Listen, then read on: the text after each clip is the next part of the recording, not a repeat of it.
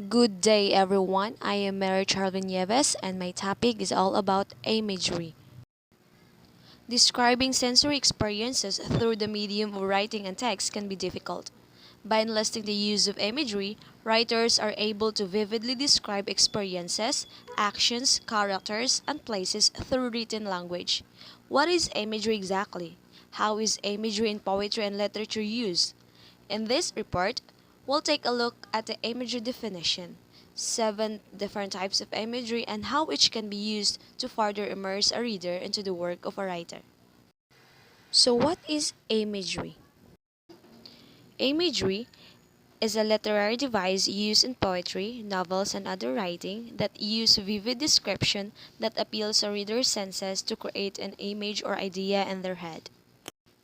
So there are seven types of imagery: the visual imagery, auditory imagery, gustatory imagery, olfactory imagery, tactile imagery, kinesthetic imagery, and organic imagery. Visual imagery. It uses qualities of how something looks visually to best create an image in the reader's head. Visual imagery is most likely what people think of when they hear the term imagery. These visual qualities can be shapes, color, light, shadow, or even patterns. It is one of the most common types of imagery as it allows readers to better describe the world and characters of a novel or poem. Example: a normal Denny's spires-like coffee shop in Los Angeles at about 9 in the morning.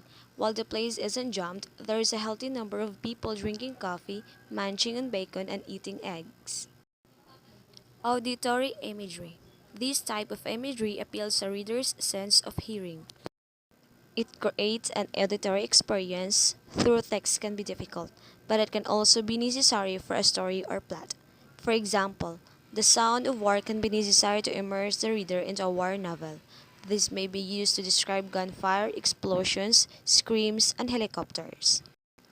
Let's take a look at William Shakespeare's Macbeth. Auditory imagery is used for physical action that affects the actions of the characters. Here's a knocking indeed. If a man were porter of Hellgate, he should have all turning the key. Knock, knock, knock, knock, knock. Who's there? I name of Beelzebub. Here's a farmer that hanged himself in the expectation of plenty. Come in time, have napkins and know about you. Here you'll sweat for. Knock, knock, knock, knock, who's there? And the other's devil's name. As you can see from this example, writers will also enlist the use of onomatopoeia to create the actual sound of an action or effect through text. This can make reading a story more experiential. Gustatory imagery. Type of imagery that aims at a reader's sense of taste, used to describe food as a character eats it. A great example of this can be found in The Lion, the Witch, and the Wardrobe by C.S. Lewis.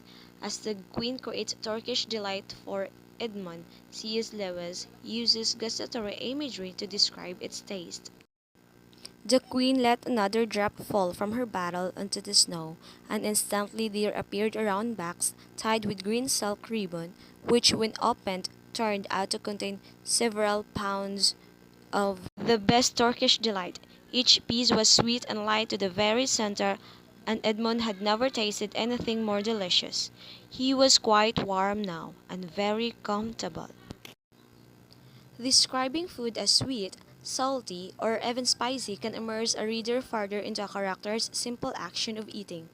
Gustatory imagery can be incredibly effective when describing unpleasant tastes as well. Olfactory imagery. Used when writers want to appeal to a reader's sense of smell. Olfactory imagery is a great way to better describe both what the character is experiencing as well as the world of the novel, poem, or other writing. The smell of fresh rain, smoke from a fire, or gasoline can be described through olfactory imagery. A great example of this can be found in the novel The Dead Path by Stephen M. Irwin. Note the comparisons Irwin used to create the olfactory imagery and paint a picture of the smell. But a smell shivered him awake. It was a scent as old as the world. It was 100 aromas of 1,000 places. It was the tongue of pine needles. It was the mask of sex. It was the muscular rot of mushrooms. It was the spice of oak, meaty and redolent of soil and bark and herb. It was bats and husks and burrows and moose. It was solid and alive, so alive, and it was close. Tactile imagery. To create the sensory experience of touch through text, writers utilize tactile imagery. This type of imagery can be used to describe how something feels, such as texture, temperature, wetness, dryness, etc. In Albert Camus' novel The Stranger, Camus uses this type of imagery to describe the heat of the sun pressing down on a man at the beach. Seeing the rows of cypress trees leading up to the hills next to the sky, and the houses standing out here and there against that red and green earth, I was able to understand Maman better. Evenings in that part of the country must have been a kind of sad relief. But today, with the sun bearing down, making the whole landscape shimmer with heat, it was inhuman and oppressive. Kinesthetic imagery, used to describe the sensory experience of motion. Speed, slowness, falling, or even fighting can be written with kinesthetic imagery. In the world of screenwriting, kinesthetic imagery is perhaps most important in the genre of action films. Example: he rummaged through each drawer, hurling items to the floor until he found a mysterious bracelet.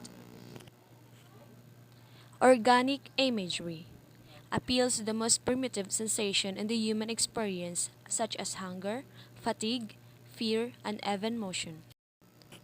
Example: so was I once myself a swinger of birches, and so I dreamed of going back to be. It's when I'm weary of considerations. In conclusion, imagery refers to language that stimulates the reader's senses by evoking those senses through touch, taste, sound, smell, and sight. The writer imparts a deeper understanding of the human experiences, connecting with the reader through a shared sensory of experience.